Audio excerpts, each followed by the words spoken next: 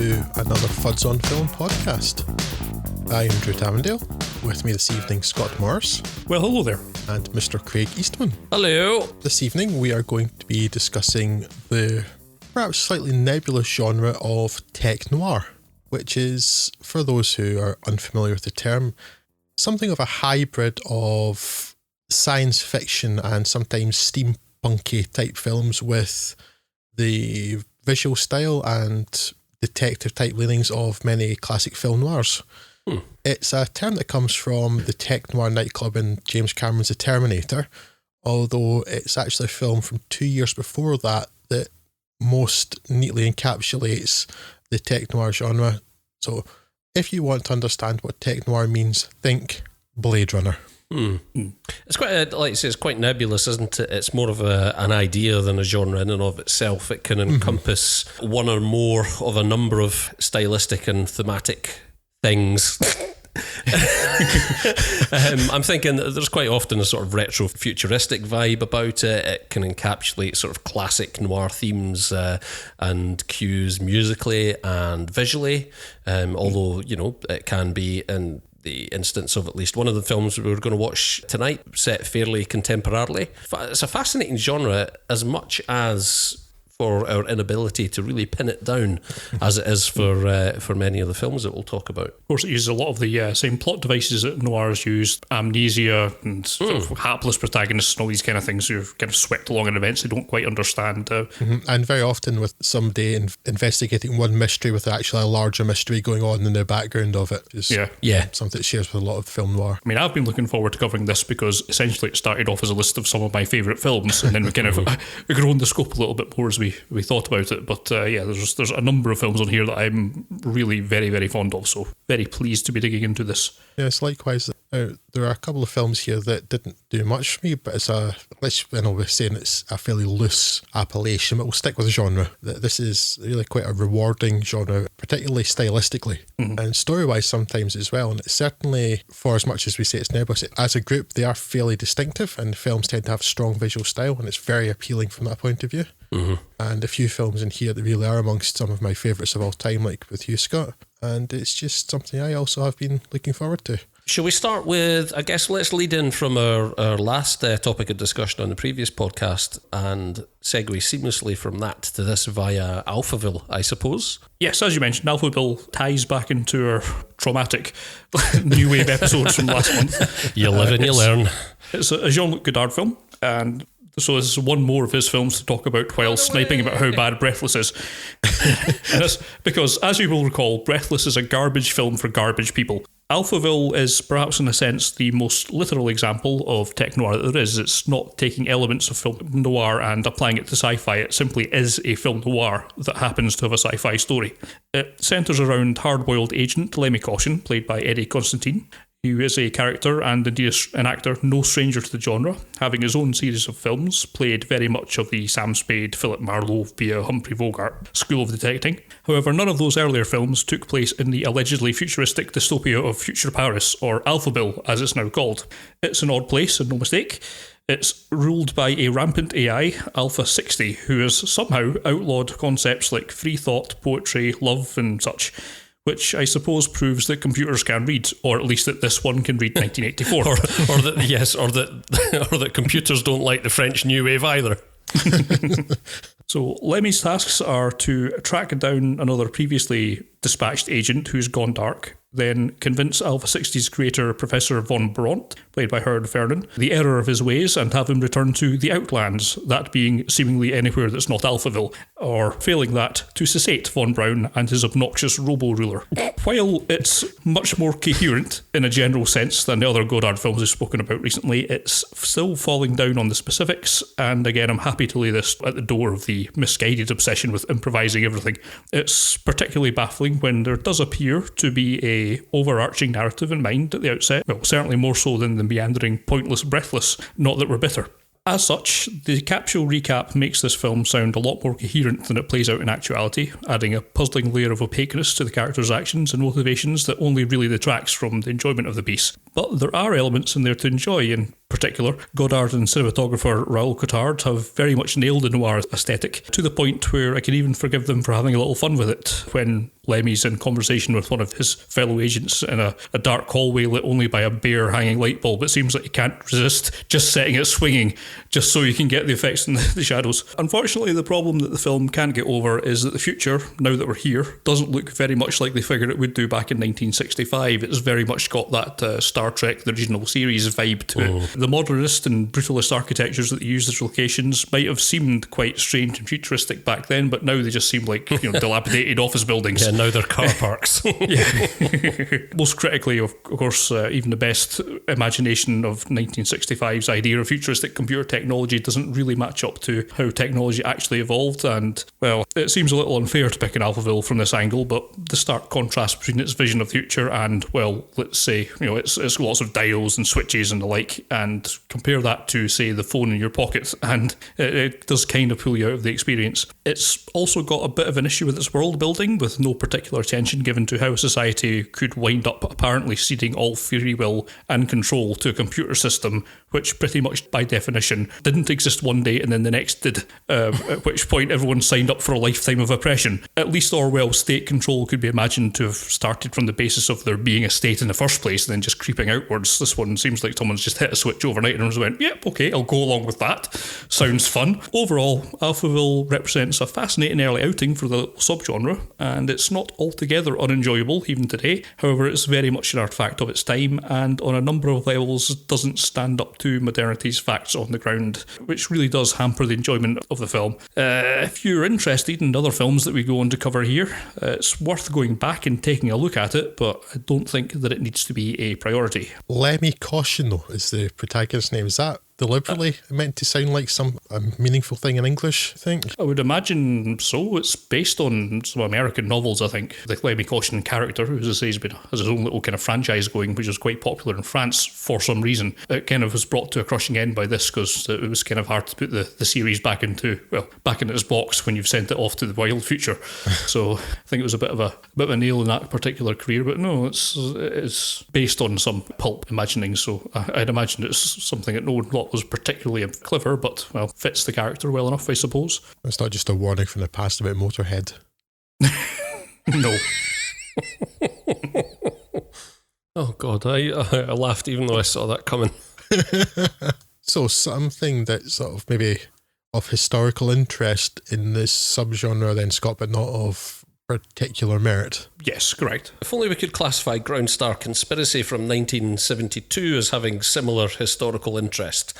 Recommended by some as an outlier and example of the genre's genesis, George Peppard starring the Groundstar Conspiracy sets up a potentially intriguing premise that in the aftermath of a break-in at a top-secret government facility, the severely injured perpetrator, a man by the name of Wells, claims, apparently legitimately, no memory of the events. Peppard's tough-talking investigator Tuxon, it's just a great name, then sets about tightening the metaphorical vice in order to make Wells sing like a canary, but the full extent of his tactics and the nature of the break-in will remain a tightly guarded secret up until the movie's final act. I describe Groundstar as potentially intriguing because director Lamont Johnson and writer Douglas Hayes seem hell-bent on flushing the premise firmly down the toilet of ineptitude, with workaday TV movie production values, pedestrian mise-en-scène, and a script that has all the narrative professionalism of a muddled school stage play. Quite apart from logic holes you could drive several of the proverbial double-decker buses through, Groundstar struggles even to make the most mundane scenes make much sense. One in particular where a helicopter circles at an open-sided boathouse at a distance of just a few yards, while the antagonists inside remain entirely oblivious in both sight and sound, sticks in the mind.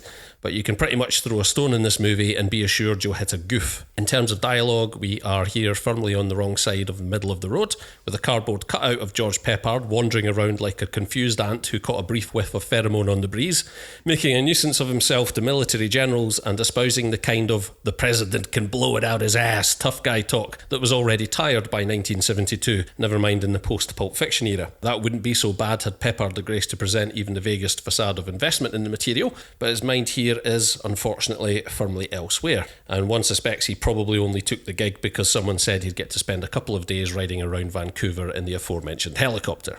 Likewise, the portrayal of Wells by Michael Sarrazin, who looks like a coupon offered David Essex, is all doe-eyed vacancy and conveys none of the immediate frustration one would expect of an amnesiac, nor any hint of someone who is accused of being a dangerous insurgent. The movie's love interest is provided by Christine Belford, and there is the tantalising suggestion throughout that she is certainly more deeply involved in the plot than first meets the eye. She isn't. Like most of the second to third tier billing in this movie, Belford's involvement could easily have been substituted for a tennis ball on a string or a big mouth Billy Bass without anyone really noticing.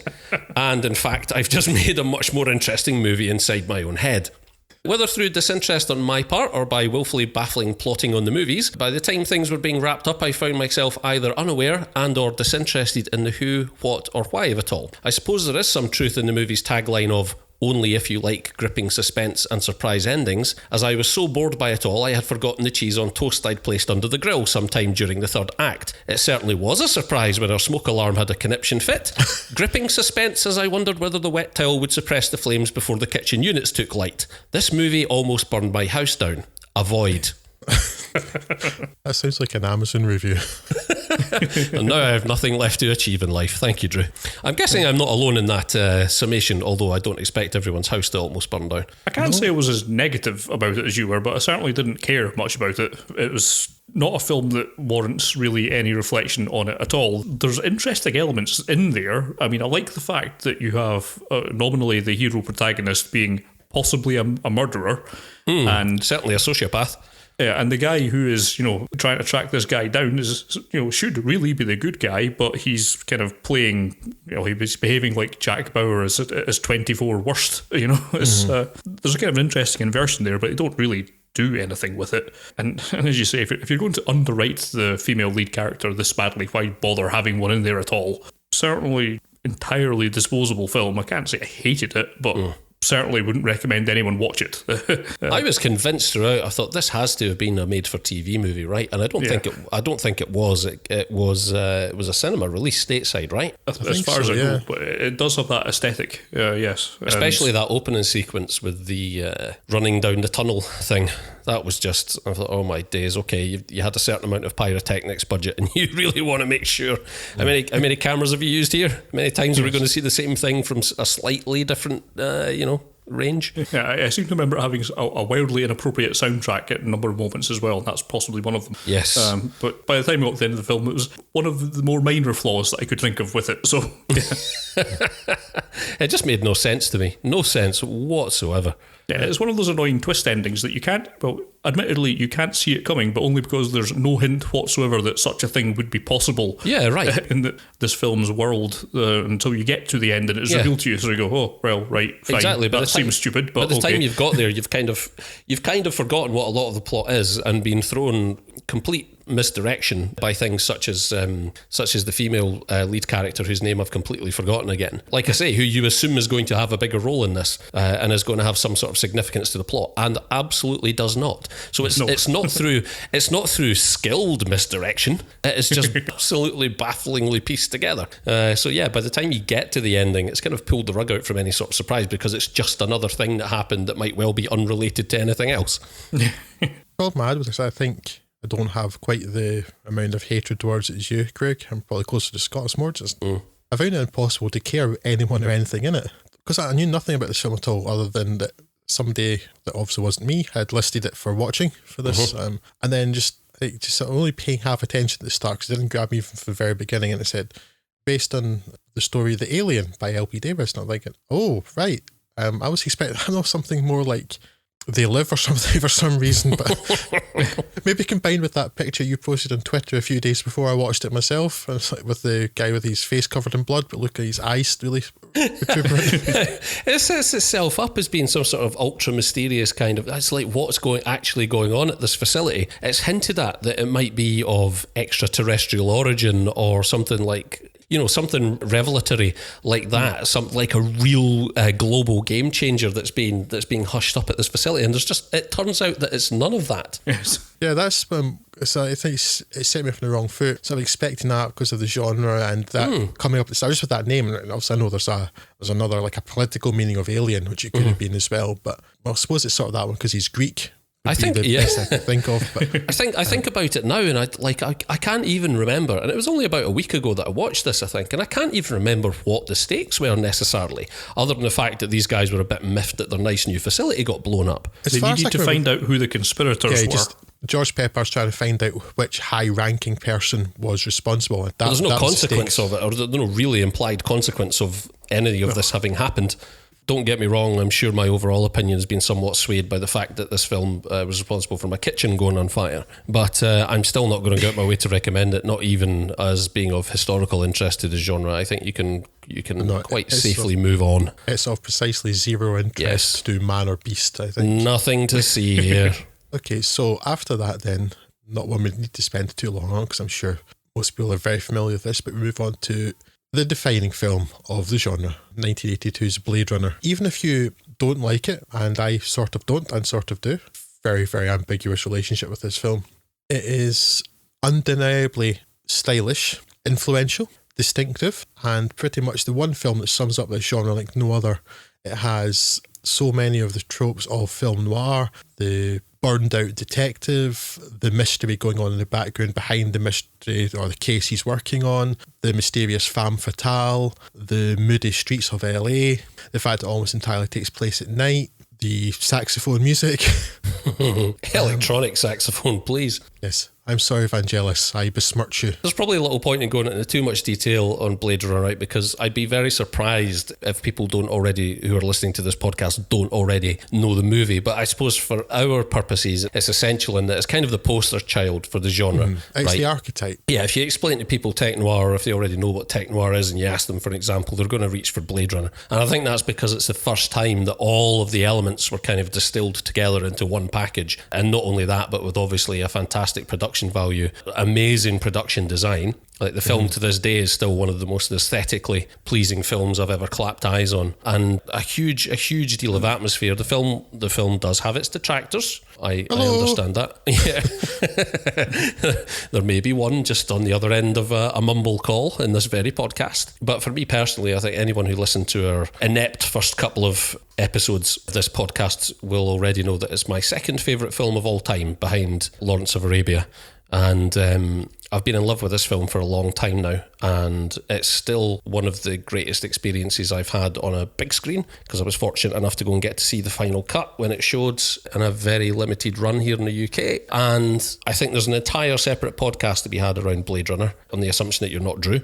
And I don't know, you've got to have a counterpoint. Yeah, I don't know if it's worthwhile anyone having, if we want to espouse any thoughts on it here other than the obvious. Well, for me, there's not too much beyond what we discussed in the last podcast. Regardless of whether I like it or not, I can absolutely appreciate how distinctive and influential it is. And I know there is much more to this tech noir subgenre that we're covering than just aesthetics, but it's the easiest thing to get a grasp of. I think it's the easiest thing to point people towards, and it's probably the thing that lasts longest in the memory. It's the pinnacle thereof, isn't it? Yeah, and then Blade Runner is the pinnacle of that. Absolutely, it's the one that looks so distinctive, and it's more than 30 years old now. Yeah, it's like 32 years old or something. Yeah, but it hasn't aged in quite the same way that a lot of other sci-fi stuff has. And still, 30 years later, it's like you see like one scene from Blade Runner, like, oh, that's Blade Runner.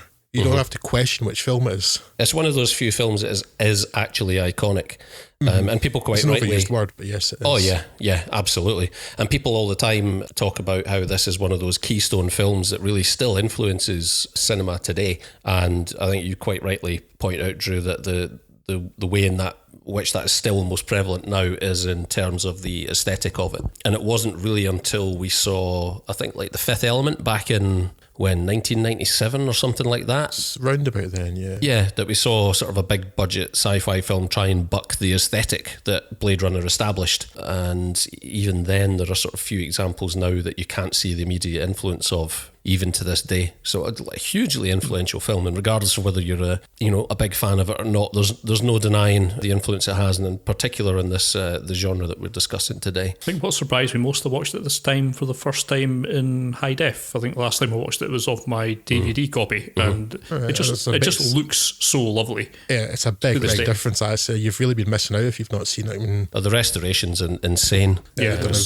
really good job with that. When they've released the final cut, Warner Bros. Spent 25 years fanning about with it. Yeah. And then they finally released it in probably the best version and did a really good job of restoring it, because the original DVD copy was abysmal. Oh, it really was. It was criminal how badly treated that was by Warner Bros. Before. The 4K presentation is absolutely ridiculous. If you do get a chance, because I know it's done the rounds again a couple of times since. If you ever get if you've any interest in the aesthetic of cinema at all, and you get a chance to go and see a screening of the final cut print, like sell your mother if you have to get a ticket. It's just phenomenal to see it projected. Kind of be repeating what we said in our first episode, really, but I think for me what stands out is firstly just the whole atmosphere of it. If you just watch this as a mood piece, I can happily sit in front of it for a couple of hours and just watch it without actually thinking about anything that's happening there, and it just looks so incredible. And I think secondly, the other levels of there when you actually do want to think about it is you've got this lovely little narrative that's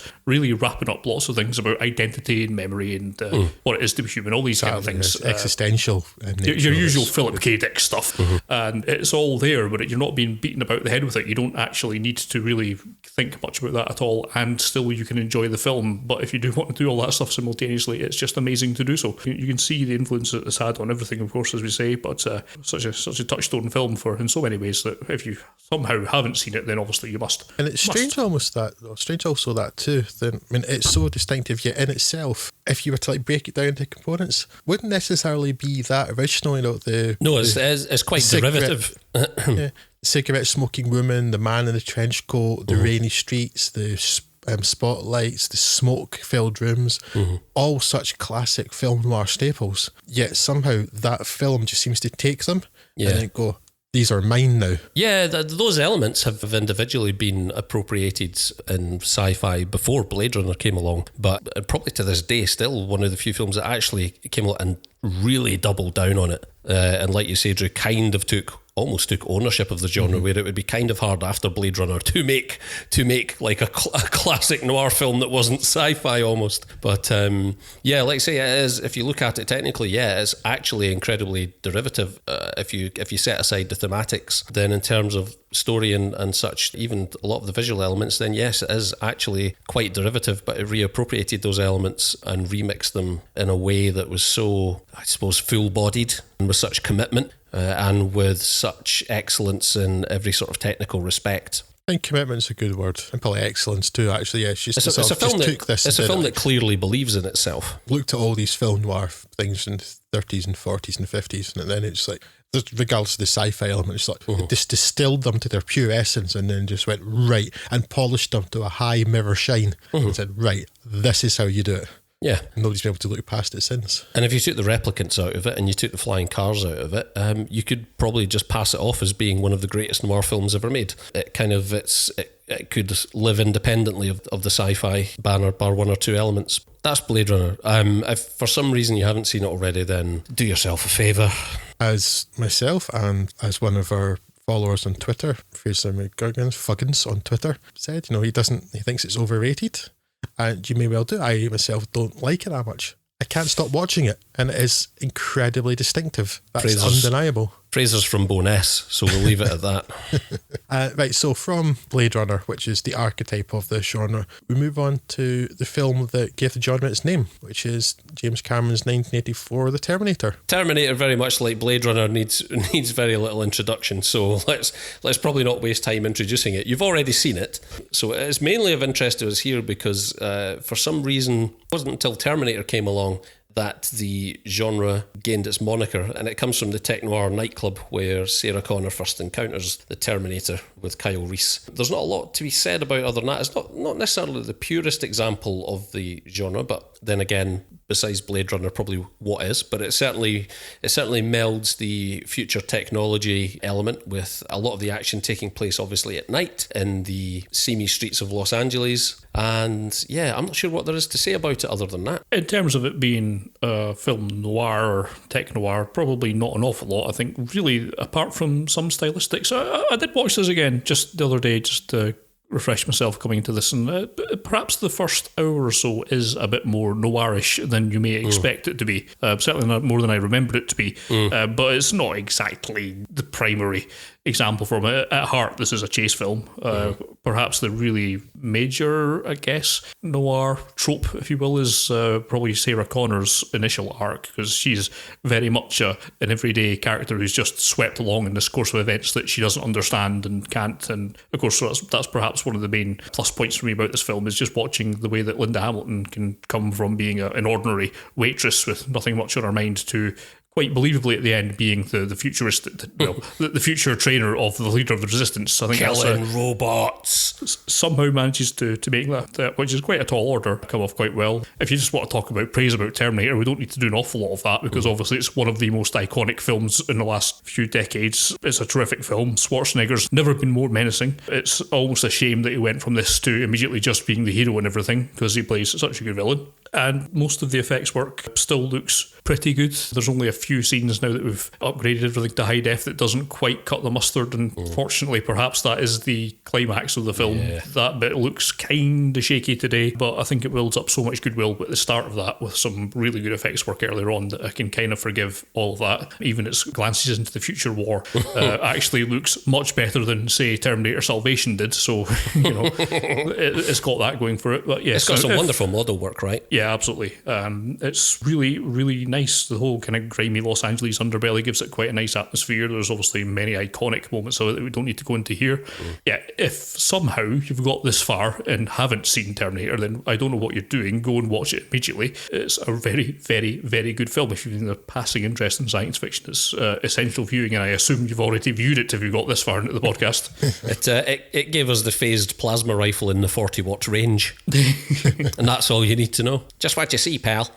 Okay, and this is a genre that has covered animation, most notably, I think, in Mamoru Oshii's 1995 seminal film Ghost in the Shell, which Scott is going to tell you about. This is the only animated film that's made it onto our list, although it was pointed out on Twitter that there is indeed another entry in the genre if you count a short film from the Animatrix, the detective story short. I'd actually completely forgotten about that, so it's thanks to Sonic Yoda on Twitter to point that one out to me. Yep, very good shout, actually. Just watched that again just for the heck of it. It is very good, clearly a standout in that Animatrix DVD, which I think is actually in many ways much more enjoyable watch now than any of the other two Matrix sequels. The Animatrix is genuinely, I mean, some of it's clearly experimental, but it's genuinely interesting as compared to the final two Matrix films. I would argue that the Animatrix is arguably more fun to watch now than the original Matrix, which I don't think is holding up too well, but I digress. Yes, so Ghost in the Shell is Mamoru Oshii film. It's adapted from Masamune Shirow's manga, and it is a gorgeously realised tale of the chase of a computer hacker that's causing some political bother that turns into an exploration of the implications of artificial intelligence, cybernetics and transhumanism. While it has a number of deftly handled action scenes, it's the more philosophical bent that makes it something special and belays the stigma that anime can occasionally suffer from as being too lightweight. While it is wearing its influences on its sleeves, there's no denying that it's also gone on to influence itself many science fiction films that followed it both stylistically and narratively, such as your aforementioned Matrix there and that.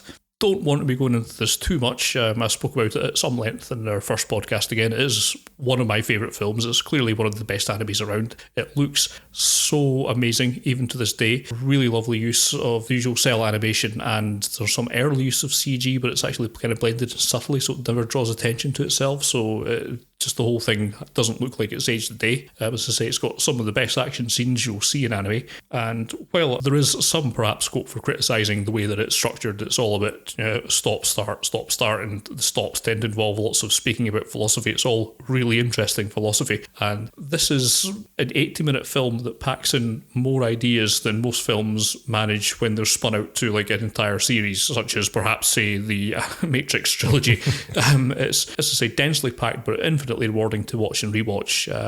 Watched this many times now. Still really enjoy it. Very good stuff. As I say, if you want the full skinny, go back to episode 1. You can hear me talk about it some more, but just if you've not seen it before then, certainly dig it out. In terms of it being a tech noir, I guess mainly it's the visuals. This has the whole kind of somewhat Blade Runner-ish aesthetic. Clearly it's been made its own. Oshii took it and turned it and made it into something that works within his world, but there's a lot of grimy city streets and steam and all this kind of lighting stuff going on that makes it look absolutely a treat visually to watch, and has that genre trope of investigating a mystery that turns out to be linked to a far greater mystery in the background. So it's certainly worthy of inclusion in this list, and if somehow you've managed to avoid seeing it, then certainly you must go and do so immediately. It's good, like. Thanks for your input. No, like I say, obviously visually resplendent. It's been a long time since I watched Ghost in the Shell, and I didn't get a chance to revisit it before recording this, so it'd be remiss of me to try and offer too much insight. But visually, yes, still a stunning piece of animation and still holds up incredibly well today. In terms of presentation, it maybe looks a little bit less sophisticated than a lot of more recent cel-drawn animation, but still delivered with such panache and such visual flair that it still stands up on its own 2 feet and can go toe-to-toe with pretty much anything else in this day and age. I agree, Scott, that my recollection of it is that thematically it's interesting, but in common with quite a lot of Japanese output, when dealing with sort of deeper thematic stuff, you're right, it does have a tendency to border on being a little bit wordy and spend too much time delving into that stuff in sort of very obtuse ways, but it's still, like you say, at 80 minutes, it's certainly not outstaying its welcome, and I seem to remember it feeling even shorter than that the last time that I watched those delves into self-indulgence aside. It's incredibly well paced, it's got some fantastic action, and yeah, it is a more thoughtful piece of animation than a great deal of stuff even today. So if if you haven't watched it, then I heartily recommend it, and I certainly plan to revisit it even after recording this podcast, because our inclusion here reminded me of the fact that yes, it's a great piece of animation that I haven't taken the time to watch in a good, I guess, probably 10 years by this point, so I should probably really go back and watch it again. It's a fantastic film. It's very iconic, but it's one that I have done it a great disservice by not having watched in many, many years now, and I will remedy that. I didn't have time to do before this podcast. It's one of those anime properties that kind of resulted in a great number of spin-offs and a very much an expanded universe, right, Scott? Yes, the initial one being, I guess, the standalone complex, which I've not actually seen more than one episode of, so I'm not really going to talk about that too much. It was followed up by Ghost in the Shell 2 Innocence, although there's some kind of conflicting information as to whether it's really a true sequel to Ghost in the Shell, but it's kind of a little difficult to gauge Mamoru Oshii's intentions given the kind of stuff that he's been saying about it, but it has the same characters and chronologically follows the first movie, so that's good enough for me to call it a sequel. Your central protagonists this time round are Bato and Togusa, who are the kind of sidekicks of the central character of the first film, Major Kusanagi. They've been assigned the case of a robot sex doll, a gynoid, that's somehow gone haywire and slaughtered its owner. And that's bad enough when it happens once, but it's becoming a serial occurrence. And Section 9 suspect that shadier motives are behind it, and they're called in to investigate and discover something rather more sinister. These robots have been illegally imprinted with a human ghost, which is as close as you can have in this universe, or at least the film's universe, to defining a soul. And this is done in a bid to make them more lifelike and better at the sex, I would suppose. And this means that Bato and Togusa will have to investigate the monolithic and powerful corporations that made these sex bots, and given that in the Ghost in the Shell universe the corporations are as powerful than most countries, that's tantamount to an act of war. It's largely following the same playbook as the original, although it seems a little heavier on the gratuitous philosophy and literature drops out of seemingly nowhere. Also, I suppose the second time round it's not quite as memorable as the first, while it still looks stunning with its mix of cityscapes and such like. They're not quite so impactful this time around. Thankfully, Kenji Kawai's score returns and is still absolutely amazing. One of the most haunting aspects of the first film for me is the score of that. It's just such a well realised and such well orchestrated piece of soundtrack that is just so distinctive, and really helps Ghost in the Shell to continue with that distinction. I would need, I think, a few more viewings to properly compare this to the original. This is the first time I've seen it, but if you want a hot take, it's a cut below the original, but more than good enough to carry the name without disgrace. And bear in mind that this is comparing it to one of the best animes ever made, and a personal favourite, so that's certainly no disgrace at all. More recently, you could see Ghost in the Shell, the new movie, which was made, I believe, last year, 2015. And I'm going to have to reserve judgment on most of this film for two reasons. Primarily, I'm not convinced that the subtitles on the copy that I got my hands on are particularly great or complete. And sadly, watashi na nihongo wa amari jozu janai desu. So while I got the gist of what was going on, I'm not claiming to know any of the intricacies of it. Secondly, I'd picked up on the grapevine that this was something along the lines of a redo of the 1995 original, but it's actually a follow-on to the recent-ish OVA series, I think called Arise, which chronicled the lives of the Section 9 team before they joined Section 9, of which I have seen nothing, so to an extent I'm kind of walking in late to the final act on this film. But it has been designed to stand alone, and it seems that it would do so, language barrier aside, and it has the same mix of great action scenes, although this time it's rather more concerned with the probable obsolescence of humans who have been cybernetically enhanced, and what happens to them when they need expensive servicing and modifications when you're no longer, say, part of the military that funded these things. Where it falls short is the atmosphere. It looks terrific, but it doesn't have any of the grittiness that made the original stand out so much. The soundtrack comes from my favourite artist of mine, Cornelius, who I've not heard of in some time. And again, while it's good, it's nowhere near as iconic, unusual or effective as Kenji Kawai's score in the original film. So, while the new movie is by no means a bad outing, it's perhaps best thought of as a cap to the OVA series rather than as a prequel to the original films. So, yes, it's probably something that you don't really need to bother catching up with unless you happen to have seen all the extra extended universe stuff, if you like, that is already out there. So it probably requires a bit more investment if you want to get the full value out of it. But I would suggest if you're a casual fan of anime, you just stick with that original Ghost in the Shell movie, which is clearly the best, and just an amazing work. So that's my recommendation for use. Do it. Do it now. Or at your earliest convenience. We were going to do this in chronological order, but apparently I can't remember an entire year, so we'll skip quickly back an entire decade to 1985's Brazil, the first of two Terry Gilliam films that have made into this podcast.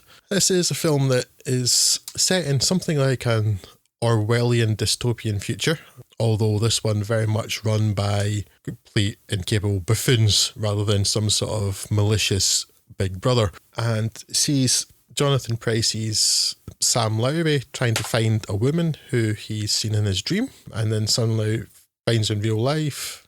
And to be honest, I'm not sure I can describe Brazil very well. Would you like me to step in at this point? As eloquently as you were dealing with it there. Terry Gilliam is the thinking man's nut job, isn't he? A man whose post Monty Python work differs from his alumni in that while they largely calmed down and fetched their slippers, Gilliam has grown progressively more unhinged and daring in some fashion with each successive work. For many people, Brazil remains his masterpiece, and having watched it for the first time recently for this podcast, I can kind of see why. Jonathan Pryce is Sam Lowry, a lowly clerk for the Ministry of Information, which, as Drew pointed out, is an omnipresent, incompetent bureaucratic outfit which oversees the day-to-day running of a nameless authoritarian state, sometime in the retro future, amidst a spate of terrorist bombings. And when I say bureaucratic, I mean bureaucratic in a way that would make even Garth Marenghi shudder. This is a society where secret police dispatched by armies of admin staff will swat you without warning on the basis of a smudged piece of paper, and then make your spouse sign a receipt for the receipt they give you when they cart you away for officiously regulated interrogation. When one such case of mistaken identity results in a nobody by the name of Buttle being mistaken for wanted renegade handyman Harry Tuttle, played by Robert De Niro, there's great concern on the part of Lowry's boss, Mr. Kurtzman, Ian Holm, as to how the nightmare of paperwork will be cleared up, especially when the interrogation officer, upon whose whim Tuttle becomes an ex-proletariat, played by Michael Palin, do you see what I did there, washes his... Whoa, I'm guessing you didn't.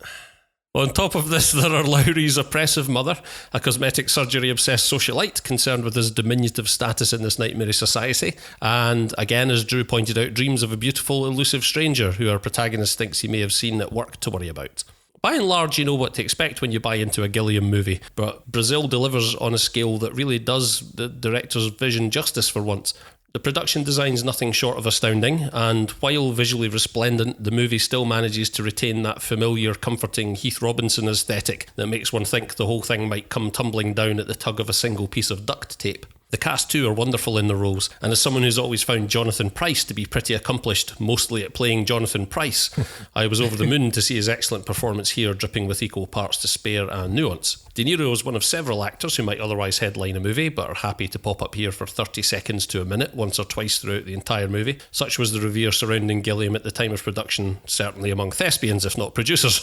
While the movie may lose some pace in the second hour, there is enough by way of performance, scripting and aesthetic appeal to carry it to a satisfying conclusion, assuming that you're watching Gilliam's cut and not that of producer Sid Sheinberg and his notorious Love Conquers All version. I think it's safe to say that I knew I'd love Brazil when, at around the 90-second mark, the question, what do you believe is behind this recent increase in terrorist bombings, is answered with great sincerity, bad sportsmanship.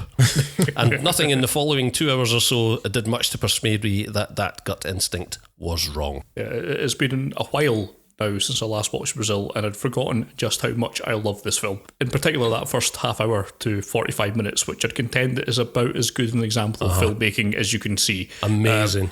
The characterization, the transitions between places, the atmosphere, the world building is just absolutely faultless. As you say, it does kind of lose its way perhaps in the second half. It meanders a bit too much, although I think it picks it back up again with the last 10-20 minutes of his kind of descent into madness at the end.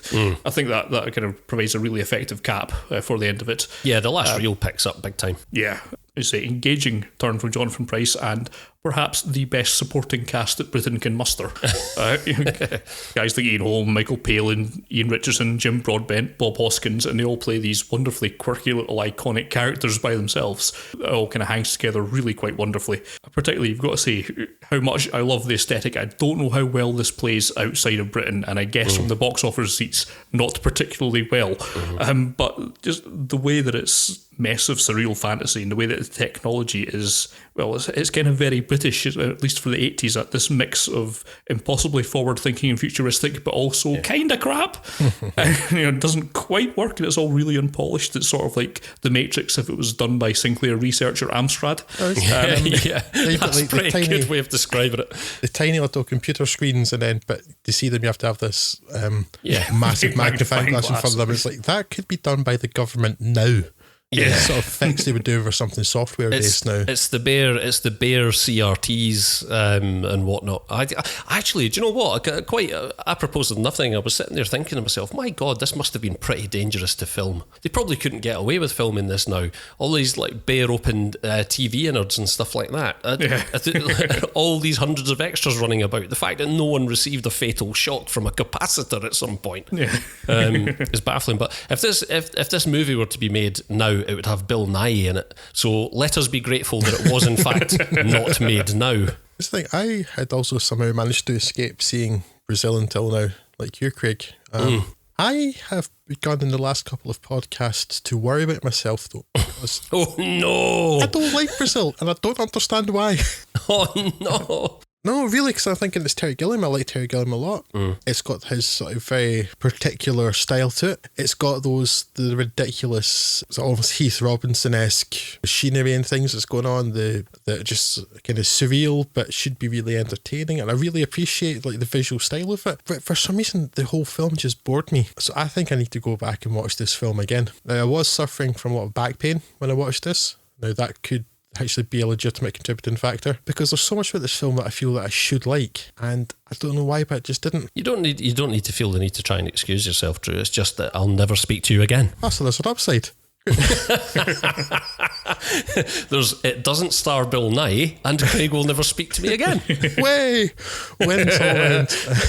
No, it's more just I'm trying to, well, maybe not justify it to myself, but kind of understand it, because there's so much here that normally I would like. Like that strong visual style, the lampooning of ridiculous government bureaucracies, again, which plays, as Scott said, plays so well in this country in particular. The cast are fantastic, with maybe the exception of doing it in that you could kind of forget him. Not that he's bad in it, I think the character's kind of forgettable, but other than that, everybody else is such a memorable character. And then the guy that's Bob Hoskins' sidekick going crazy because somebody mentions that form, because Sam Lowry mentions the form to him. There's bits like that normally would just absolutely, I'd be in love with it, but for some reason I don't like it. Hey, Drew. So most of it, I'm trying to work this through. And just it's one of those things, and you were recently hit on the head by a shelf. I was recently hit on the head by a shelf and have back pain, so Just maybe I'm just completely broken, Craig. Maybe that's it. Maybe I'm completely broken and don't like good things anymore. I really think, honestly, this film's only weakness for me is the fact that, in that, as both Scott and I pointed out, at the sort of 45-minute, 1 hour mark, it loses sight of the lampooning bureaucracy thing and focuses more on the romantic subplot. And I honestly think that could have been excised in favour of focusing on some other stuff, and it would have been almost the perfect hour and 45 movie. But I do not begrudge it that extra half hour or whatever it runs to, because really I had such a blast watching this, and I'm so glad I found an excuse to watch it, because probably were it not for this podcast, it's one of those films I might never have gotten around to watching, and I am so glad I did. Scott, as you point out, for me, that first half hour to 45 minutes in particular is just almost perfectly distilled, and it's the pinnacle of the Gilliam aesthetic. And I quite like a deal of Gilliam's work. We'll talk about 12 Monkeys shortly, but recently I was really disappointed by stuff like the Zero Theorem, so it was refreshing for me to go back and watch this and get sort of really just when the guy's at the peak of his powers, just how fantastic a filmmaker he is. Not just visually, because I know his films are usually sometimes burdened, I suppose, with the expectation of a certain aesthetic, but just in terms of the guy's understanding of comic timing and his work with, I can't remember who the cinematographer on the film is, but there's some absolutely... Roger Pratt. There's some absolutely beautiful camera work in here and use of wide-angle lenses to really accentuate like the set design and stuff, and it's just unbelievable. I'm almost tempted to say that in its own sort of cut price budget way, because it has got that thing going on where you keep expecting to see the set wobble. Everything's just not quite polished enough, but it kind of suits it. Yeah, it kind of fits in with the ridiculous bungled, buffoonish nature of the absolutely regime. It's not a weak point. It absolutely complements the rest of the film, and in that sense, I honestly want to say that this is almost the equal of Blade Runner in terms of aesthetic, only in sort of string and sellotape, as opposed to like neon high rises and stuff and noodle bars. I'm so glad I came to this film, and I'm kind of really looking forward to watching it a second time soon, because it's one of those things where you know that in the background there are a million things happening that you're not going to notice without repeat viewings. And particularly given how busy some of the stuff is. Like, I can't remember if it's completely uncut, but I mean, there's a tracking shot early on as they're going through the Department of Information, they're following the ones that this orchestrated with hundreds of extras just milling about and going to place, which is on a par for my liking with the classic one from Goodfellas.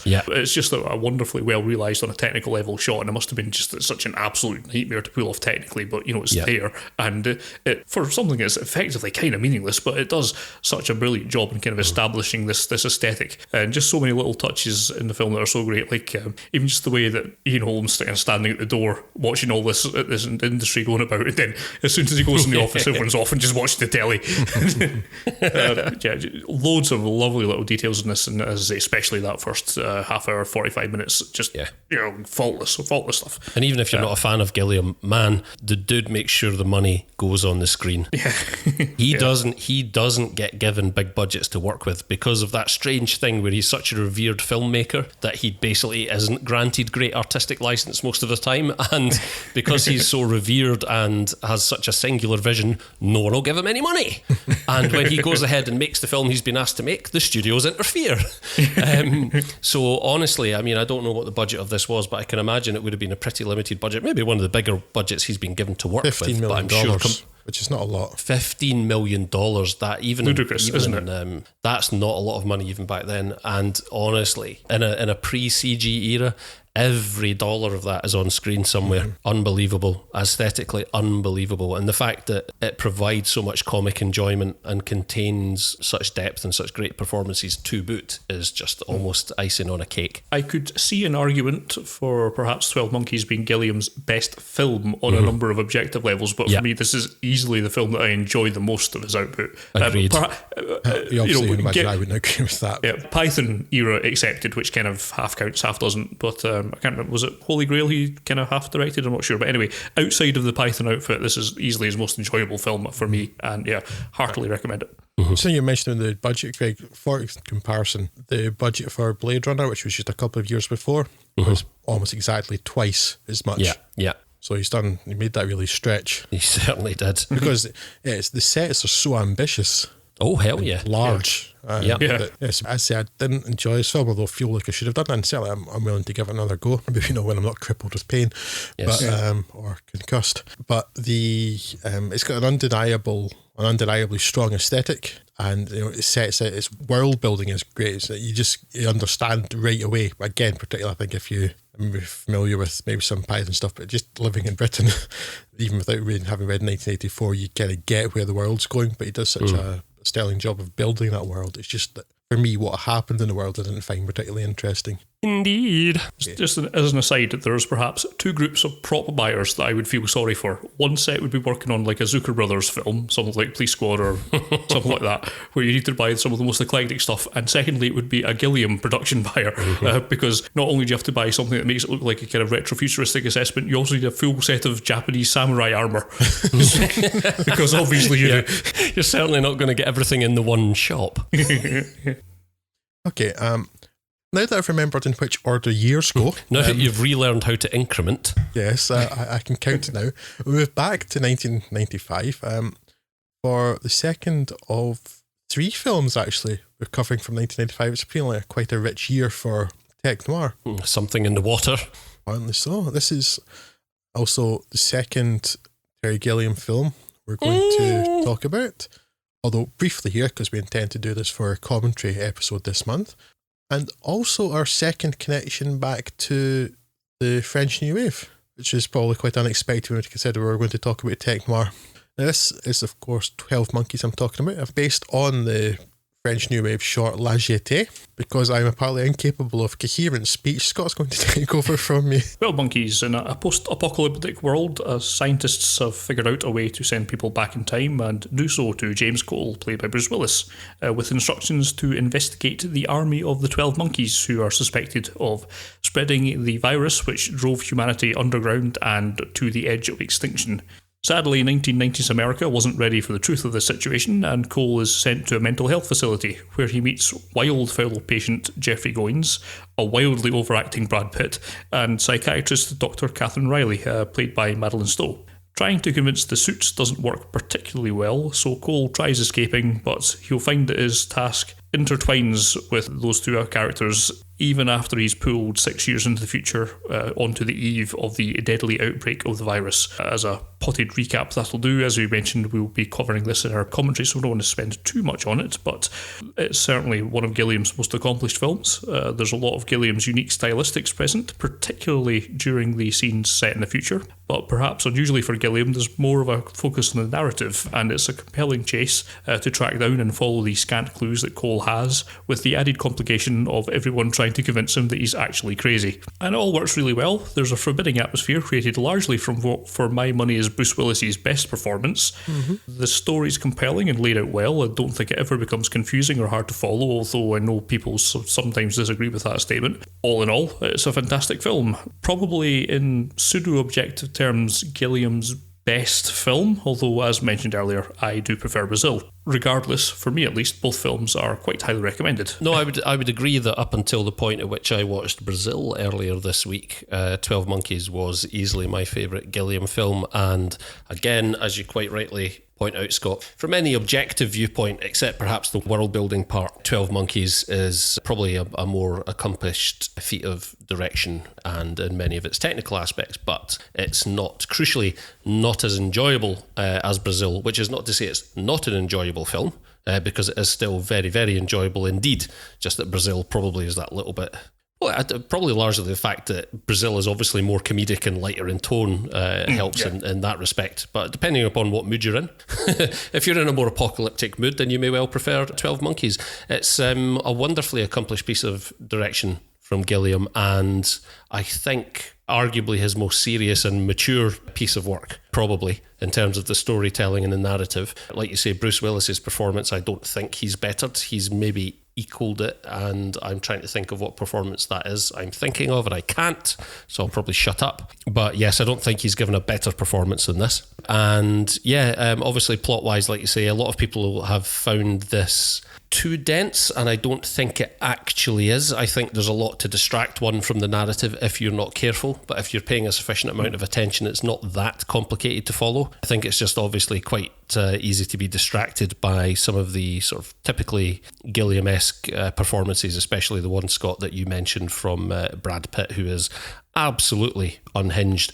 And I think this is the first role. This was pre-Seven, right? No, year after Seven, I think. Oh, was it a year after? I want to say this was in production before Seven, though, right? Because I remember thinking that this was the first time that Brad Pitt was kind of being taken really seriously as an actor and displaying some sort of... blew up while they were producing this after, I think, a river runs through it. Yeah. And something else sort of took off. And this and Seven very much saw him come of age as a critically accepted actor, as opposed to just the pretty poster boy, which I think he was, the regard he was held in prior to this. So an important film in a number of respects. And yes, same year as Seven, Craig. Sorry, same year. Ah, right. Okay, there you go. And it's one of those films as well, which has got a fantastic production history, and which, fortunately, and it will be of great aid to our commentary, was incredibly well documented throughout its production, and you can indulge in that with I think it comes as an extra on most of the DVD and Blu-ray releases, actually, the documentary The Hamster Factor,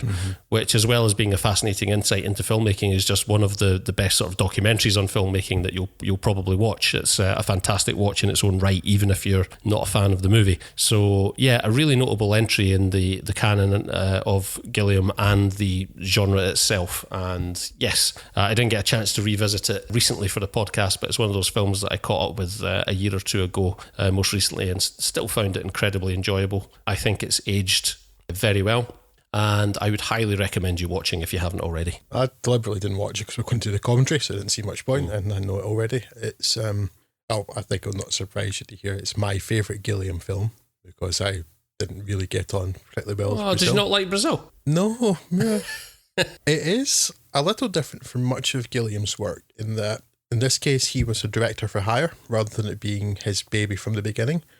But he has put his undeniable stamp on the film.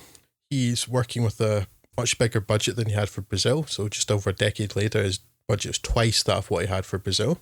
Oh, wow. But he's still, and the Hamster Factor shows you that he's still scrimping and saving for every penny he can find to put his vision on the screen. But he does very successfully. It's probably I was going to say his most polished, but I think actually The Imaginarium of Dr. Parnassus is a more polished film visually, but it's his most accomplished film. It's his most satisfying narratively. And yeah, he gets Bruce Willis's best performance that I've ever seen. He's had some smaller roles within other films where he's been good, maybe Pulp Fiction, Moonrise Kingdom, something like that. I also recommend In Country, which is not a particularly familiar one, but worth a gander. And maybe he's quite good in Looper, although I have the issues I have with Looper were never with him. Yeah, certainly very good. He gets that really sort of manic performance out of Brad Pitt, as you mentioned, Craig. Although again, you see in the Hamster Factor too that everybody, and it's got to come down to the director's credit a lot, everybody seems really invested in it because Brad Pitt himself put in a lot of work with talking to psychiatric doctors and things, and that's got to sort of come from the top down, I would think, of sort of believing in Gilliam's project. It's an accomplished film. It's one of the more rewarding time travel films and works in a sort of different way from the common thing that Back to the Future established. It takes time travel in a different mode. It is grimy and grungy, but sort of really appealing visually in the same way. And yeah, for me, it's Gilliam's best work. And crucially, for a time travel movie, as far as I recall, at least anyway, it kind of fits within the restraints of its framework. It's not caught out by logic fallacies and causality and stuff like that, like so many other films, like Looper, for example. There was a lot of stuff there. A lot of people making time travel movies fall into that trap of overcomplicating things and tripping themselves up with logic. But it serves the plot really, really well here, and it's not a movie about the time travel, right? It's just a device that's there to serve the narrative rather than being a thing and an end unto itself. And it's never an issue, and it's not a time travel movie, if that doesn't sound too obvious. Yeah, certainly, and because it was set in the year after it was made, so everything was contemporaneous and with like how the city looked, etc. And it wasn't going I'll look at the rest of this time period. It's when you do see him in other time periods, it's like, oh, this has gone wrong. But it wasn't yet. Like you say, time travel wasn't really the point of it. It's more just actually one more struggle for him to overcome. And also, is it, because you're never sure for a lot of the film, certainly in the first film, like whether he is actually a time traveller or whether he's just crazy. And the bits when he goes back to like World War One and stuff, yeah, you don't know whether that, I mean, because he could simply be having a psychotic episode where he believes he had this former life as a soldier, and it's only when you start seeing the photographic evidence you start questioning, well, which way is this going? But it's never like a case of, oh, it's just we've gone back to the wrong time period, and oh, we're going to see dinosaurs or, you know, Socrates, as Bill and Ted would have found. So we move on then to the third film from 1995, and I've remembered which order years go in. 1995 is the same year as 1995, so got it right this time. Well done. I do believe he's gotten the hang of it. City of Lost Children, or in French, La Cité des Enfants Perdus. That's which version I'll be sticking with. Directed by Marc Caro and Jean-Pierre Jeunet, most well known for Amélie, of course. So for me, at least, director duo Marc Caro and Jean-Pierre Jeunet are cinematic Marmite.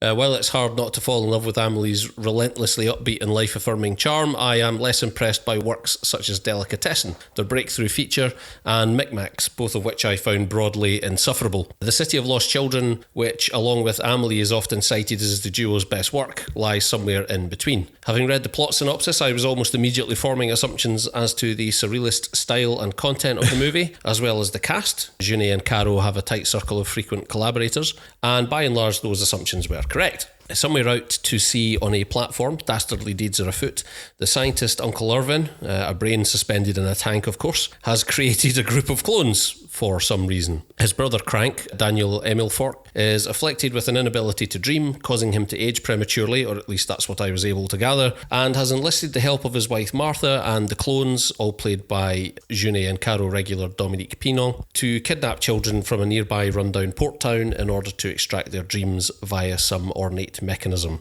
of his own invention. Frustratingly for Crank, the children, understandably fearful of both he and his scheme, exhibit only nightmares, and Crank has been unable to halt the ageing process. The children in question are kidnapped by a cult of blind men, of course, who work in return for Crank's supply of sight-enabling headgear. The most recent victim is Don Ray, the younger brother of Fairground Strongman 1, played initially, at least bafflingly, by Ron Perlman. One sets off in search of Don Ray, enlisting along the way the help of a young orphan girl named Miette, and together they encounter the many oddball characters of Jeunet and Caro's world. What enjoyment you take from The City of Lost Children will depend very much on your tolerance for its combination of both the director's established brand of surrealism and the acute gurning of the central players. I found myself frustratingly seesawing between enchantment and annoyance. Enchantment for the movie's many inspired visual touches and obvious stylistic flair, and frustration for the relentless affectation of the performers. It is the children who come away with least tarnish in this respect, with an especially strong performance from young Judith Vitette as Miette. And of the adults, perhaps Perlman is least egregious, though as it pans out, this is less to do with inspired casting. It pretty soon becomes clear that he's only here struggling with his phonetic French because his features fit wonderfully with Caro's scenery, and more to do with the fact that he isn't actually given all that much to work with. So having said all of that, I have to reiterate that I'm not entirely down on City of Lost Children, and I don't want to give the impression that I hated this movie, but I was expecting to have enjoyed it a lot more given its reputation and status as precursor to Amélie. My best guess is that where that movie got away with its more self-congratulatory moments on a tidal wave of joy and whimsical affection, this one struggles to buy itself the same get-out-of-jail-free card on account of the darker tone and heightened performances. Still, at least it's not Alien Resurrection. First of all, just Craig, Irvin didn't create the clones, he's a creation himself. Yes, and even as I read that, I found myself correcting myself, but never mind. Yeah, this one, the tone is frankly all over the shop. Despite that, I actually really enjoyed this film. I didn't actually find the adults gurning quite in the way that you did, at least. And for me, it was entertaining, if madly surreal. The tone was just pinballing around the place, and normally that would drive me batty because, I mean, as an example, you've got like really absurdist humour and surreal things, and you have Don Ray just appearing in the dumb waiter having eaten Crank's dinner, yeah, which just cracked me up, absolutely cracked me up. But then that's just a few minutes away from somebody having their mind controlled by an evil poison from a flea and stabbing people in the eye with screwdrivers. Yeah. And normally, yeah, that sort of bullet ricochet like change and whiplash change of tone would drive me crazy. For some reason, I just found myself kind of almost enchanted by this film. I really, really like the visual style and the strong colours, which are a real hallmark of Gené's work. Ron Perlman, I just thought, as you say, he's not given a lot to do, but I just found him quite a watchable presence there. I think that there's enough anarchic and funny bits in there that even the fact that, children are being murdered, that there's enough goodwill from the bits that I found funny that it seemed to override that. Normally it wouldn't for me. You've got people being killed and they're making jokes as they're dying, but at the same time people are getting blown up and children are killed and kidnapped, and it's a strange film. That's undeniable. This film really impressed me. I'd not seen it until a week or so ago, and it's just so astonishing visually. Beautiful is not the right term, given the grimness of the city and the kind of otherworldliness of the cult and the various other things going on in there. Perhaps striking would be a word. It's amazingly distinctive and captivating, I think, as well. Just a really incredible production design that really carried it through pretty much everything else that it wanted to do. This film just looks so amazing. I'll let it away with anything. It's just the colours alone are fantastic. Again, something to see later in Amelie, but particularly that very strong greens and reds. Yeah. It's visually very appealing. I can very much see the argument for not liking it. It's one of the more unusual films that you could come across. As you say, the tone is weird. It's a kind of, in the end of the day, I suppose more of a fairy tale than it is a tech noir in a great many aspects. Visually, yes, it's quite noir influenced with a bit of steampunk thrown in there, and there's other noir elements in there like amnesia and the kind of baffled protagonist who's completely out of his element and that kind of thing, but none of that's really critical to the success of the film, and it's really just this spellbinding visual aesthetic that's there, and that let it cruise on a narrative that oftentimes doesn't really make a lot of sense, but I'll let it away with that just because it looks so captivating, and the characters that it's got are so imaginative and easy to like or detest, as the case may be. It's very much a film of extremes, and I can see why you may not like it. It is another example that this genre seems to throw up regularly of the production design and the cinematography are absolutely resplendent. It is a beautiful film to look at. I'm not going to deny that. I didn't enjoy it as much as I expected. And again, let me say, I didn't hate it. I just felt perhaps neither one way or t'other about it in the end, but it is visually, it's stunning. Thoroughly enjoyed this. Scott, you mentioned something that I'd meant to, which was that it feels more steampunk than tech noir, but I think because it's just managed to build up so much. It's got so much charm. Difficult to use the word charm, I think, because of the kidnap and murder of children. No, I think that's fair enough. But yeah, for me, it just built up so much goodwill with how it looked, and just like I said, like when the kid is in the dumbwaiter and then he just keeps wandering off and eating stuff. When he appeared in the dumbwaiter, that cracked me up because the juxtaposition. Maybe that's what it is the fact you have like something brutal followed right by something that should be fun. Like when Marta is shot with the harpoon, and Dominic Pena's sister. Does it hurt? Yes, I'm allergic to steel. Yeah, I know, right. And that's the thing, like the odd outbreak of violence, and it is very few and far between. I mean, you're only talking about 2 or 3 occasions where something like that happens, but that is just an odd choice, right? There are other bits where like there's a couple of brief moments of nudity or something in certain scenes, for example. And you think to yourself, okay, well, listen, culturally, that's less of a deal in France probably than it is. Yeah, well, because the French are less stupid than everyone else. Yes, exactly. The French are less ashamed of the fact that they have things the fact that they have things like a corporeal form. But yeah, the violence thing that is just an odd choice, and not really that I found off-putting about it, but there were 1 or 2 moments as well where I thought it was being overly indulgent and a little bit self-congratulatory, and I could imagine him sitting there thinking, oh, that's really great, that's really clever, isn't it? The whole gag with the way that they steal the safe and whatnot, with the whole thing with the mouse with the magnet on its tail and blah blah blah. And then later on in the film, those couple of bits with the I think it's around the episode with the flea with one that result in the boat crashing into the pier, where it just seems to be an example of chaos theory, and it's not as clever as I think the movie thinks it is. It's just by some point in that little scene, I was just kind of thinking, right, okay, hurry up and get to the bit where quite obviously what's going to happen is the confluence of these events is going to result in one having the sense knocked back into him. And lo and behold, that did happen about 60 seconds later than it should have done. And I thought some of that stuff was just unnecessary. I think charm is a pretty fair word, Drew. I think the film had enough charm to get by without overly complicating things. But yeah, there's a mishmash of elements at play that'll either mesh for you or they won't. And just for myself, I found some of them at odds with each other. And as outstanding as the aesthetic is, I wasn't as willing as perhaps, Scott, you've mentioned, to let some of the more egregious aspects slip on the basis of the fact that it is a feast for the eyes, and I will absolutely grant it that. I guess my other kind of closing comment on this is we spoke quite a bit in the last podcast last month about auteur theory, and if that is something that appeals to you, then you probably should be watching this film, because it's certainly the least focus grouped studio driven thing you could imagine in this instance. It's very clear that the aesthetic that Mark Caron, particularly Jean-Pierre Junot, has easily found its way on the screen. If you believe in the school of director-led filmmaking, then perhaps this is something you should be looking at just on that basis alone. Do you know what it is? It's Gilliam-esque. Yes. I say I thought that it sort of owed a debt to things like Brazil, actually. Definitely. No, actually, one thing I'd like to say in closing too is just, I think one of the things that really made this film for me is I just thought Dominic Pignon was fantastic. Yeah. Just running around gurning, as you know, like 8 different characters. See, I just found that annoying, but I'm perfectly on board with, I'm certainly not going to dispute, I can totally understand why a good number of people really love this film, and I certainly wouldn't debate it with you guys as some sort of point of friction that you enjoyed it and I didn't. I can totally understand that. It just, on a personal level, for me, it didn't quite tick all the boxes, but almost. Very nearly. It must be the charm, I think, Craig, and like third time we've mentioned this, but because the whiplash and tone would normally so irritate me, but here, no, I was loving it.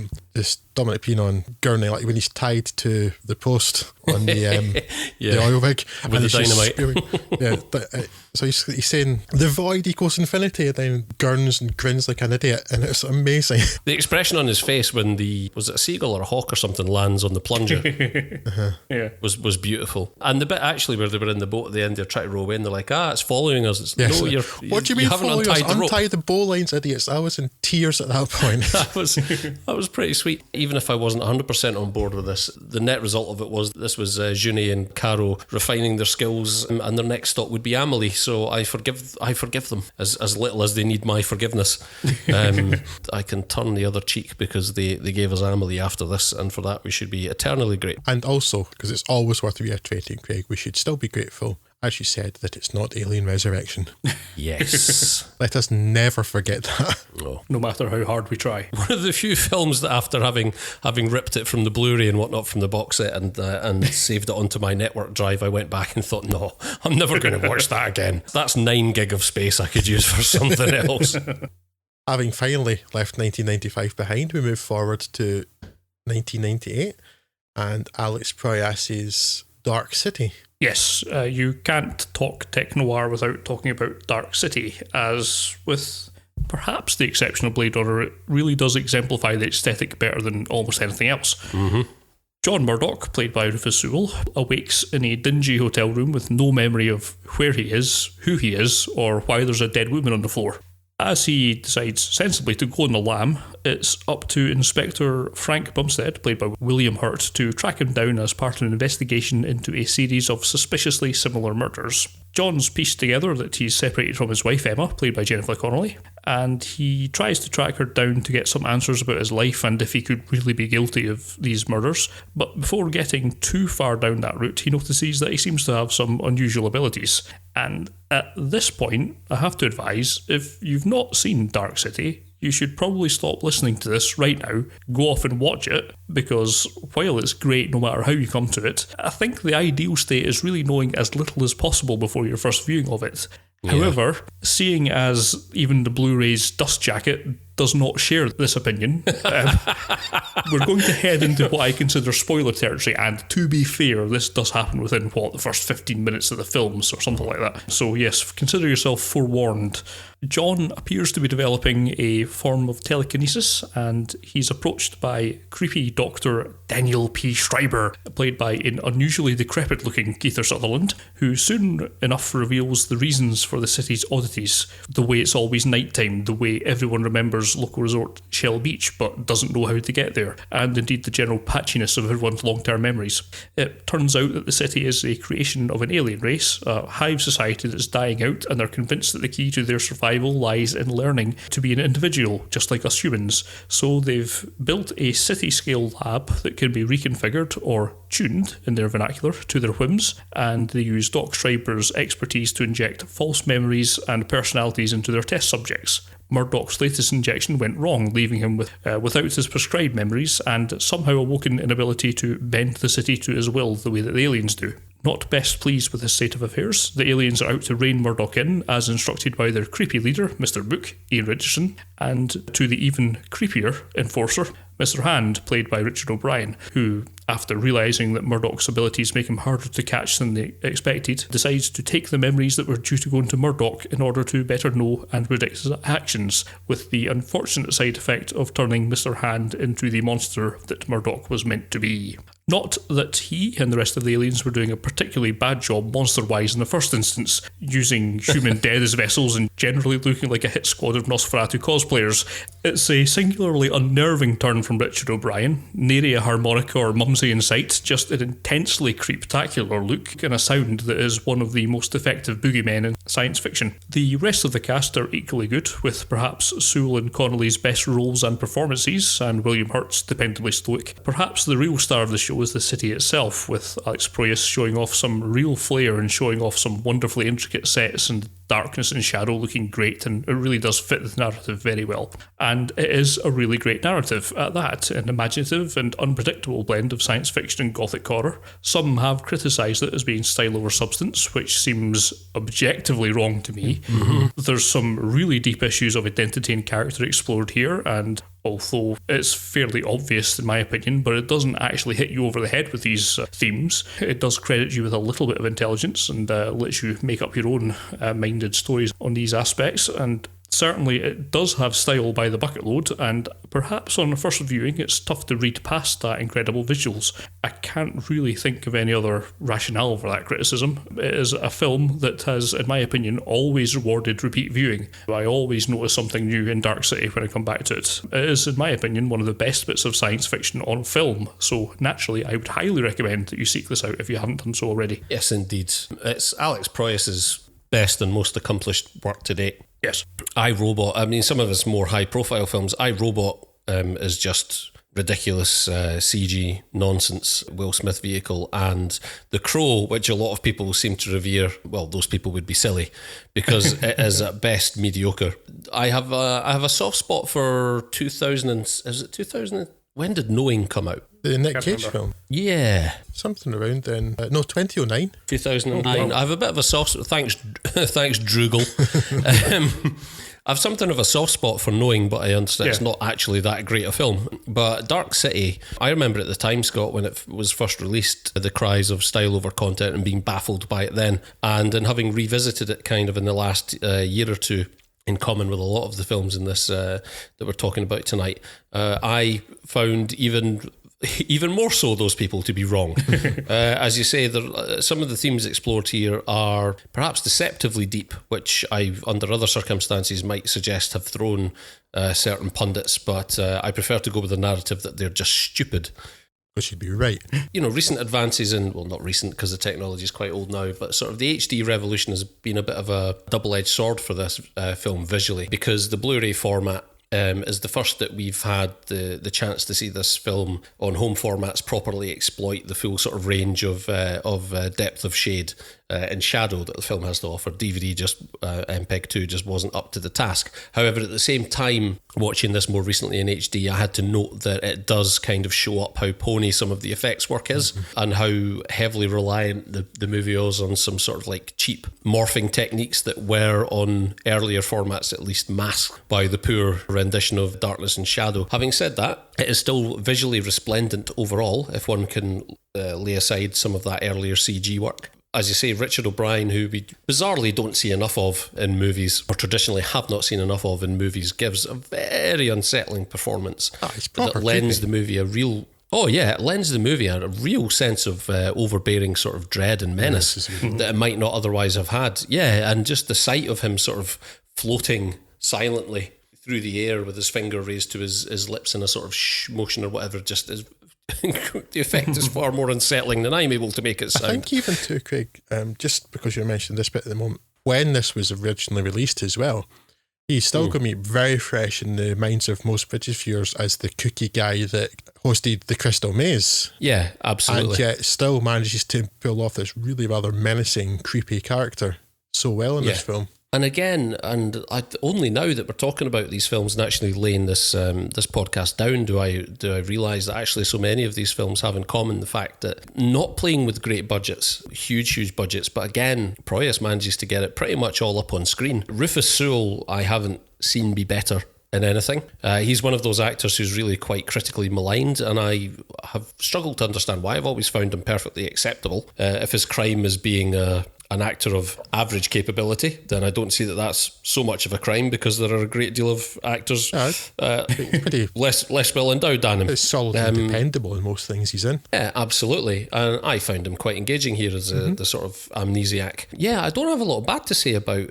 Dark City. There are one or two issues with, I think towards the end of the film, perhaps it loses its grasp a little bit on the narrative and whatnot, and the final sort of, I don't want to give anything away if you haven't seen the film, because this is one of the films on the list that maybe people are slightly less likely to have seen, but the last sort of couple of minutes thereof is it's not the most satisfying ending, I suppose, but it is a very accomplished piece of filmmaking. It takes some sort of well-established tropes and it doesn't necessarily do something terribly different with them, but it introduces enough new elements to make it very much worthwhile watching. And everything in this movie, those disparate elements could quite easily have been in opposition to each other, but they all gel, they all mesh quite well. And it is remains, even now, sort of 19 years later, objectively a very entertaining and engaging view.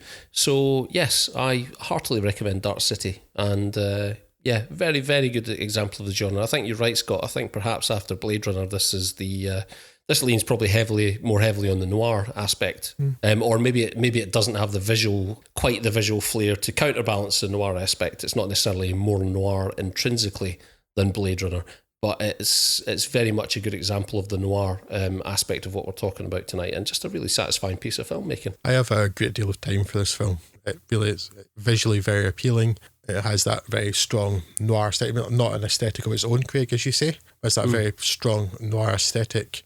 Richard O'Brien, creepy, great. Strangers in general just have a sort of really creepy vibe. They're really effective villains. And what I would say, if you're going to watch this, the version of this to watch is the director's cut without the monologue, which explains it for the harder thinking, which is something put in the original release at the insistence of the studio, of course, where they had Kiefer Sutherland to basically explain what the hell was going on. You know, for anybody who didn't want to go to the trouble of actually engaging their brain for themselves, the director's cut admits that. Because the last couple of times I've only watched the director's cut, I'd completely forgotten about that monologue. Yeah, me too. Lucky you. Yes, it's obviously it's better without it, as most films are, without having a voiceover. This one particularly so. It treats the audience with considerably more intelligence than the other version had done. I think Rufus Sewell's great in this. The whole cast really generally pretty good. The aesthetic's great. The sound design, etc., all really very, very good. I would never go quite as far as any aspect of it is excellent, but it's all at the very least competent, and at best very good indeed. It's influenced by a lot of films that have come before, but also you can see potentially that it's had influence on The Matrix, which came out the next year and was shot in the same studios. So I think possibly not a coincidence. But then what didn't influence The Matrix? Yeah, do you know what I mean? Very possibly. Do you know that I'm thinking about it, and perhaps the only element of the film which is a weak point is the fact that Jennifer Connelly, I think, is criminally underused. Probably sounds completely misogynistic to point out the fact that she is absolutely stunning in this film. And in saying that, I understand that I'm diminishing her capabilities as an actress, but this is Jennifer Connelly at the peak of her beauty, I would argue, and she's still a captivating screen presence when she's singing that number in the bar. It's hard. That was it. Sorry, Sway. You're right.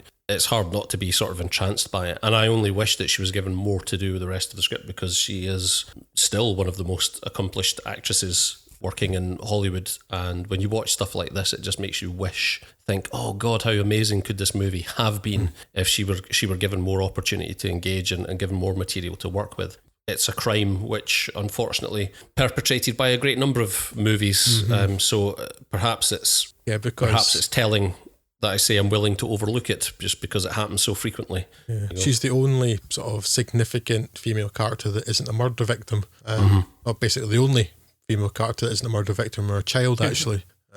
So yes, you're absolutely right there. They should have used her more for so many reasons. The only other thing that I I was going to say have a beef with, which wouldn't be accurate. The only thing that I just don't care for is at the end when Rufus Sewell's begin to Neo style come into his own mind control powers to warp reality. It seems quite, whether it felt like that at the time, I can't recall, but it feels now quite amateurish almost, that they have like the big shock waves coming out of the centre of his skull to show you that he's affecting what's around him. For the rest of it looking so sombre, reserved in many respects, just having that almost cartoonish like thing to show how, like when he's battling with Ian Richardson's Mr. Book character, it felt very It's very silly. much like very much like Transporter 2 when they're listening to the sound waves coming through the air ducting to figure out where Jason Statham's character is. It completely undermines the serious nature of the rest of the film. Yes, that's the obvious analogy of it, yeah. Transporter 2, yeah. That's considered more of a Transporter 2 than I remember. It does, I know what you mean, Drew. It does kind of smack of the idea that they had the effect worked out in mind before they actually knew what the effect was going to be used for. It was just kind of shoehorned in. It's like, well, we know how to do this. Make the screen look a bit wavy. Ah, well, that'll do for that. Yeah, good. Yeah, okay, fine. Yeah, I mean, because there are points early on when just when the first time he's able to tune this, as this ability's called, and you see sort of like, maybe consider it like a distortion in the air, and he affects the ground that the people are standing on, that they're chasing him. And like, okay, you've sold it. I get what's going on now. Okay. Later on, I think you could have just had the things moving and to know that he was doing it because they've established that in the character, but then no, they just seem to have these great George Lucas style shows of what was happening. But then, Drew, what would you have but two men standing opposite each other looking as if they're in some sort of contest to take a dump first? You need that cheap effect work to really carry it off. Are we done on Dark City? Yes. Yes, on which excrement related note.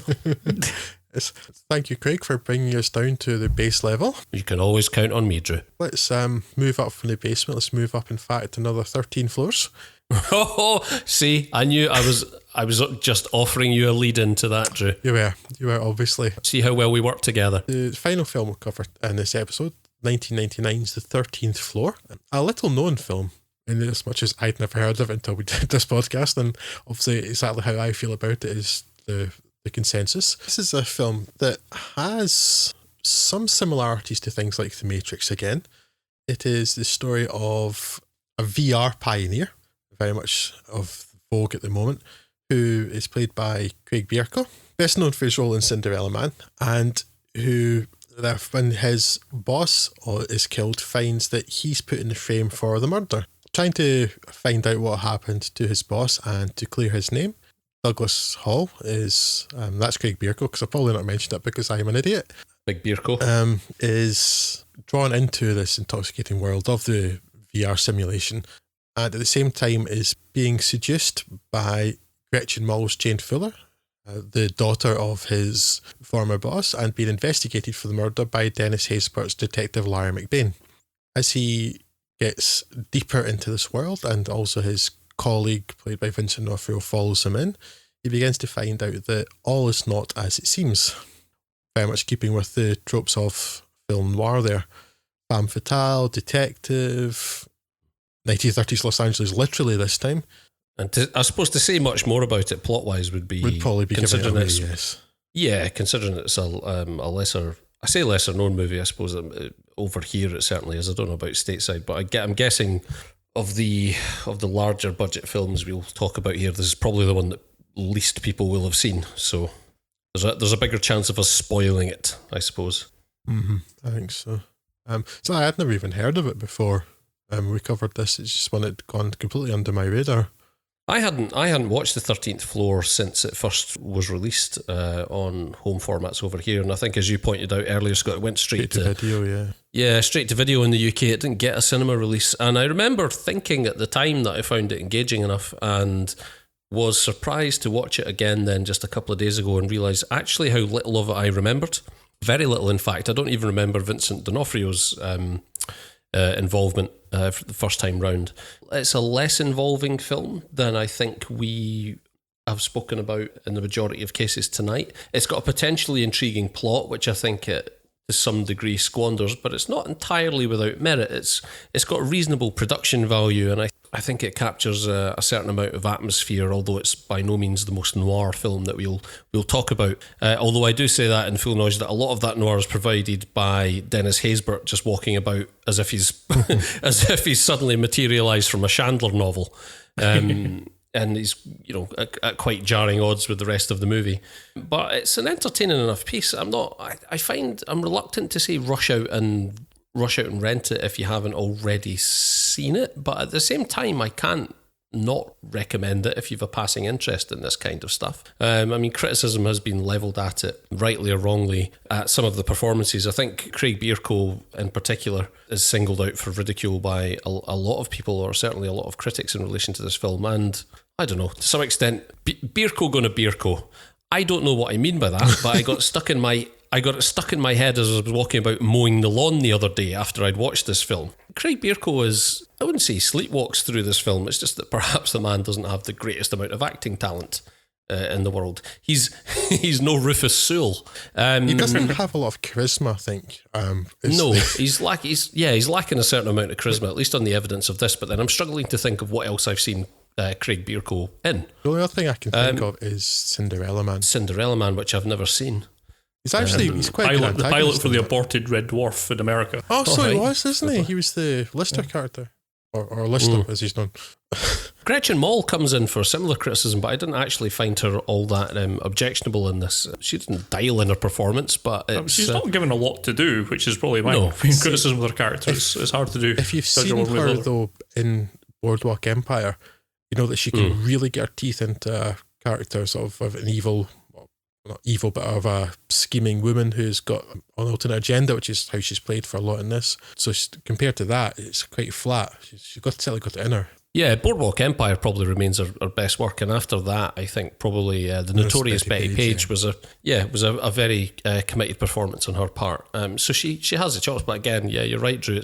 It's probably the Dark City syndrome of just not being given enough material to work with. So I think it's pretty unfair to criticise her on the basis of a performance that isn't really given the material to inform it all that well. What I would say is, if you've got a passing interest in simulation theory, and you think you might be interested by this film.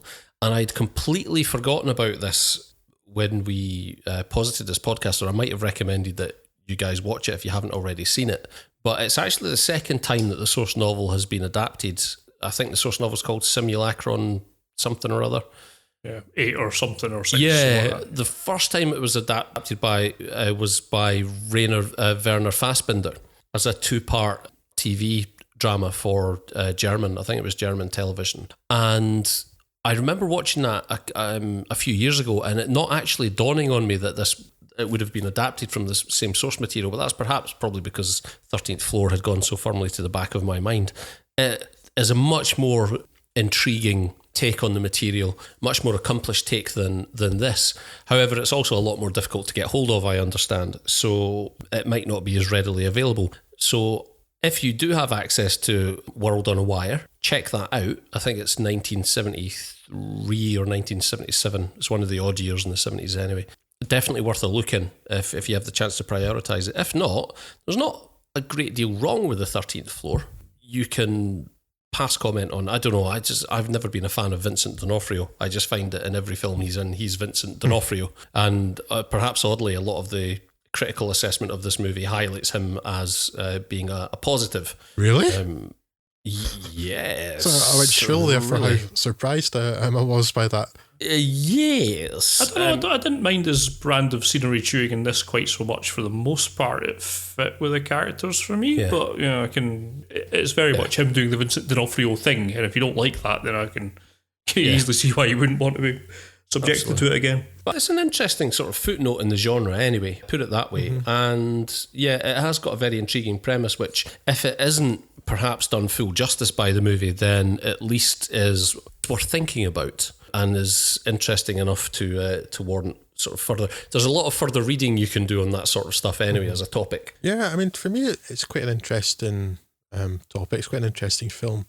It does suffer from a few bad choices in production that seemed dated even then, actually, which is the robotic computer voice telling you the computer was switching on, that sort of. That's a lot of the problem, right? It's a movie that wants to deal with a pretty heavyweight intellectual topic, which then doesn't necessarily have the conviction to follow through on giving its audience the benefit of the intellectual doubt. It was very much like 1980s computer-based B-movie tropes, and so there's the robotic computer voice, and green lasers, right? I was going to say exactly. A curtain of green lasers. Like when they're in the VR simulation, how do we know they're in? Well, obviously lasers. Yeah. Obviously lasers, Craig. What else could they possibly have to suggest that the machine was switched on? So shockwaves emanating from their forehead? Oh no, we've covered that. So yes, they've got a sort of ham-fisted, schlocky kind of elements like that take you out of it a bit too, because I'm like thinking, because of the subject matter, and that's always an interesting sort of thing to think about. And then it's just like that daft robot voice, and not having it. It sounded stupid in War Games, and that was 10 years before, 15 years before, so I'm not buying it now. I think overall I didn't really mind the film too much. It's fine. Yeah, it is what it is. I can't really get behind the Rotten Tomatoes view of it, where it is almost universally loathed. I really can't get behind Rotten Tomatoes. So. A lot of criticism of it just seemed to essentially boiling down to it has a lot going on, which I don't think's too much of a problem here. Heaven forbid, yeah. It always seemed fairly obvious what's going on. There was nothing particularly, it wasn't difficult to follow. It's not intellectually challenged. Well, it deals with some intellectual subjects, but it's not intellectually rigorous. It's easy to take issue with some of the aspects of the technology, and particularly this whole kind of consciousness transfer thing's a very sugary peg to hang an answer from. But I don't think overall there's a tremendous amount to dislike. I think the production values, particularly in the 30s, where those kind of sets is clearly where they spent most of the money, and to good effect. I think that worked quite well. I think the main thing the film did wrong was come out in the same year as The Matrix, just a few months after it in the US, and it just vanished. There was no oxygen left for this to consume, and it died. And I don't think it was deserving of that fate. It's more interesting than complete ignorance deserves for it. I think it has its moments, and it certainly has its ideas in place. It doesn't quite execute on them properly, but it's an interesting little film, and I'm glad that I spent the hour and a half, 2 hours watching it, and I think it's a worthwhile entry in the genre. Not the top of the list for sure, but it's worth putting in there. At this point, I'd be more inclined to go back and give this another watch than I would The Matrix. Yeah, I would too, but that's only because I know The Matrix back to front. So yeah, a lot of it's just familiarity with the material, but yeah, definitely. What you're saying too there, Scott, though, about like some of the effects work and things like that, I think they've actually done quite a good job with only $16 million in 1999. Not a lot of money at all. When you think about the fact that Eraser, only 3 years before, spent $100 million and had a crocodile that looked like that. How did you manage to bring up a razor in a Tech Noir podcast? Your luggage. I was just quite amused at Cam because it's been a while since I've had any reason to bag on a razor. And no, I've got a soft spot for a razor, but that's by the by. That's pretty much us reached the end of this journey into Tech Noir. There's a few comments from Twitter that we've not managed to quite fit into our narrative as it goes through. Certainly, as you might expect for something like Tech Noir, there's numerous mentions of Blade Runner. Tengishi, at Tengishi on Twitter, saw Blade Runner when it was on cinema a few years back and it blew his mind, so produced for the big screen.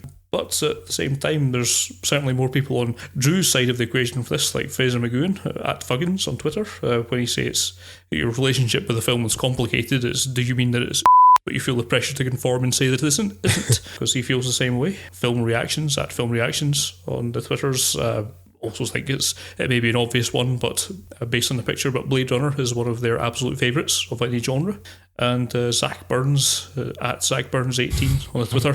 Anything that discusses Blade Runner is a surefire winner. So yes, good lad, Zach. I knew I could count on Zach. Obviously, a lot of things about Blade Runner. Zach Burns also mentions Space Odyssey is perfect for this category. An amazing film, but one we discussed before. Indeed, we have discussed it before. Is it perfect for Tech Noir? I'm not convinced of that shout out, Zach. Yeah, I'll take that up with him when we go for a pint imminently. Yeah. And I guess one of the persons you might be going for a pint with is Nathan Dodds at Nathan Dodd 93, who was just more generally interested in films with Tech Noir. So hope we've delivered on your interest in that for this podcast. And one of the other mentions on Twitter is from the Moviesaurus Rex podcast, which is at MRex podcast on Twitter. It has to be the Terminator for them. Use of practical special effects, attention, and the flashes of future war. Fab. And I think can't we would disagree agree with any that. of that. Yep. And certainly it's a podcast as well, well worth listening to if you want to give them a go. Indeed, and along with Moviesaurus Rex, we gained quite a bit of traction on Twitter, relatively speaking, this month. So thank you very much to all of our new followers and our follow backs. Very much appreciated. As always, I guess, if you can muster the effort. I know every podcast in the world asks you to do this, but if you can spare 10 seconds to swing by iTunes and leave us a review, it helps immensely. But you already knew that. We're not going to hold a gun to your head because we don't have a gun and we don't know where your head is. Also, obviously, if you want to get in touch and discuss further anything that we've spoken about in this podcast, you can get in touch with us through the usual channels. You can find us on Twitter, either individually or as a group. We probably stand more of a chance in a fight if you approach us at the @FudsOnFilm handle. But if you want to pick us off in stalkerish fashion one by one, then feel free. Mom. And yes, I guess Facebook, SoundCloud, you know where you can find us, the same places as everyone else. But yes, feedback greatly appreciated any way we can get it. podcast@fudsonfilm.com if you subscribe to that notion of, what's that really old-fashioned thing called now? Remember the thing that came after you put a stamp on things? What was it? Email? Electronic mail? Yes. If you're still using that old electronic mail, feel free. Now we've made our usual plea for your reviews and told you where you can find us. Validate us! Yes, please validate us. We will leave you for this episode. We will be back in short order to talk about Terry Gilliam's 12 Monkeys that we talked about a little in this episode. We'll be producing a commentary for that. That will be with you in just over a week. Until then, though, we will bid you adieu. I have been Drew. With me, as always, Scott. Bye. And Craig. Fare thee well.